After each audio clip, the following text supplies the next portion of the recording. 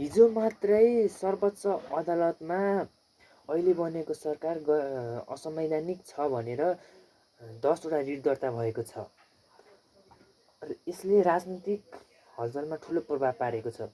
अब प्रश्न उठ्छ, के फेरि प्रधानमन्त्री शेरबहादुर देउवा, केपी ओली, प्रचण्ड नै बन्ने हुन् त? अहिले बनेको सरकार संविधान विपरीत छ।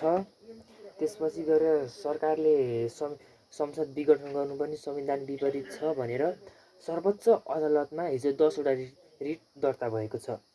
यदि सर्वोच्च अदालतले अहिले बनेको सरकार संविधान विपरीत छ हैन, त्यसपछि अहिले बनेको प्रधानमन्त्रीले हैन संसद विघटन गर्नु पनि संविधान विपरीत छ भनेर फैसला सुनाए पनि संसद पुनर्स्थापना हुन्छ र प्रधानमन्त्री संसदले बनाउँछ, संसदले चुन्छ दलको शीर्ष नेता केपी ओली, शेरबहादुर देउवा, प्रचण्ड, यी तीनमा कुन चाहिँ प्रधानमन्त्री बन्छ। त्यसैले अहिलेको सबैको नेपालीको ध्यान भनेको सर्वोच्च अदालततिर छ हैन। अब सर्वोच्च अदालतले के फैसला सुनाउँछ त्यो भने हेर्न बाँकी छ। हाम्रो च्यानललाई फलो गर्नुभएको छैन भने फलो गर्नुहोला।